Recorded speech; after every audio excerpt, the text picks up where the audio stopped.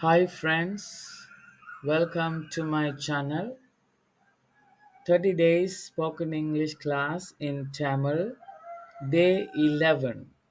இன்று past perfect continuous tense பற்றி கேட்க போகிறோம்.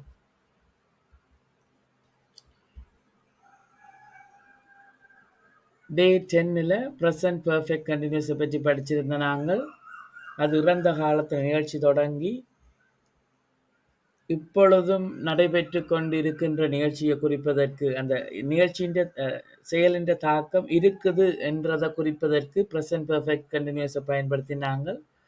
இன்றைக்கு பாஸ்ட் பெர்ஃபெக்ட் கண்டினியூஸ் குறித்த காலத்தில் நடைபெற்ற நிகழ்ச்சியை குறிப்பதற்கு பயன்படுத்தப்படுகிறது. ஆனால் குறித்த செயல்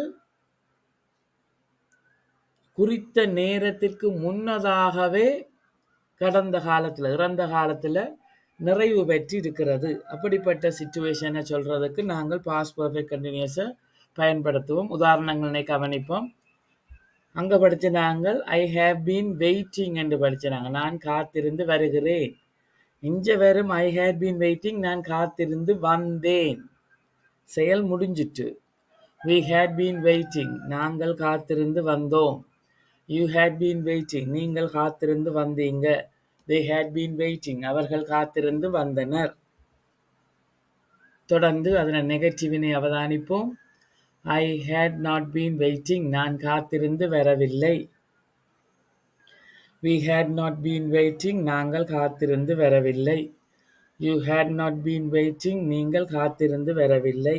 they had not been waiting, நாங்கள் காத்திருந்து வரவில்லை. had question form-ஐ அவதானிப்போம். had I been waiting, நான் காத்திருந்து வந்தேனா?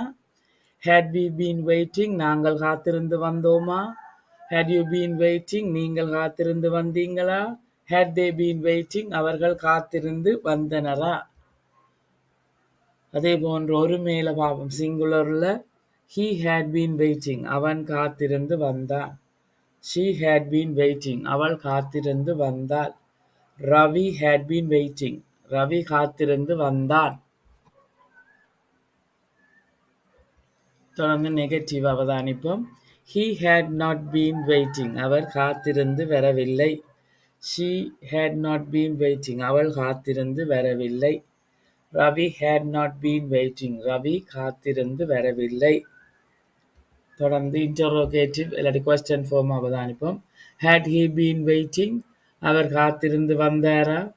had she been waiting, அவள் காத்திருந்து வந்தாளா?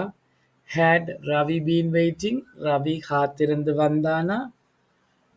அதே மாதிரி அங்க பயன்படுத்திக்க படிச்ச நாங்கள் I have been teaching at ABC college, நான் ABC காலேஜில் கற்பித்து வருகிறேன். அது present perfect continuous. I had been waiting at ABC college என நான் ABC காலேஜில் கற்பித்து வந்தேன். இந்த வகையில நாங்கள் past perfect continuous tense பயன்படுத்திக் கொள்ளலாம் எங்களுடைய அன்றாட வாழ்க்கையில். That's all for today.